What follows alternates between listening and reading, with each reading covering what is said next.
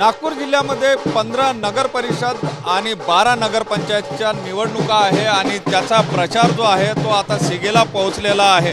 आज प्रचाराचा super Sunday असल्याचं चित्र आपल्याला पाहायला मिळते। ठिकठिकाणी प्रचाराच्या रॅली जी आहे ते अशा प्रकारे आपल्याला निघताना दिसते आहे। महत्त्वाचं म्हणजे घरोघरी जाऊन प्रचार केला जातो आहे। स्थानिक स्वराज्य संस्थांच्या निवडणुका अतिशय महत्त्वाच्या असतात, त्यामुळे जर आपण बघितलं तर भाजप असो, काँग्रेस असो किंवा इतर सगळे पक्ष जे आहे ते प्रचार करताना आपल्याला पाहायला मिळते। उमेदवारी घरोघरी जाताना दिसते आहे।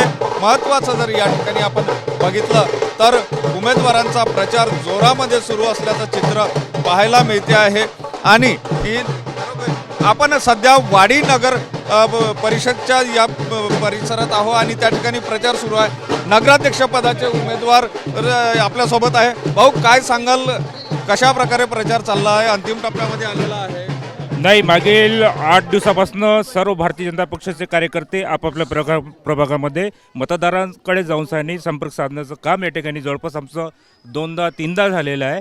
आणि आज आम्ही या सुपर संडेचा लाभ घेत आम्ही परत एकदा लोकांचे आशीर्वाद घेण्याकरता, मतदार आशीर्वाद घेण्याकरता आम्ही चालतो। एक दिवस वाढून मिळालेला आहे प्रचाराला, त्याचा किती फायदा होणार आहे? नाही, निश्चितपणानं त्याचा निश्चित फायदा होईल, कारण की जे या संपर्क अभियानामध्ये काही घर सुटले असतील, काही मतदार सुटले असतील, त्यांच्यापर्यंत या एक दिवस जे वाढ झाली आहे त्याचा तो फायदा मिळेल। एकंदर परिस्थिती काय दिसते आहे तुम्हाला वाडी नगर परिषद? वाडी नगर परिषदमध्ये असलेला प्रत्येक मतदार, प्रत्येक नागरिक हा भारतीय जनता पक्षावर प्रेम करणारा या ठिकाणचा नागरिक आहे। आणि मागच्या निवडणुकामध्ये अनेक निवडणुकांमध्ये त्यांनी भारतीय जनता पक्षाच्या उमेदवारांवर विश्वास टाकला। याही निवडणुकीमध्ये विकासासोबत आणि भारतीय जनता पक्षासोबत येथील मतदार उभा राहील हा आमचा विश्वास आहे। नक्कीच या ठिकाणी आपण जर बघितलं तर प्रचार जो आहे ते अंतिम टप्प्यामध्ये आलेला आहे आणि घरोघरी जाऊन प्रचार जो आहे तो केला जातो आहे।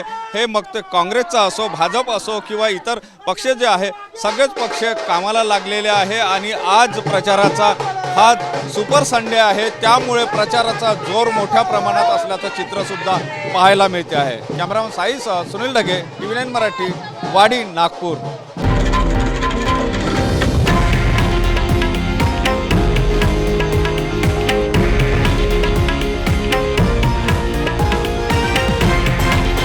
हे आहे देशातील नंबर 1 न्यूज नेटवर्क आणि आपण पाहत आहात TV9 मराठी, एकमेव।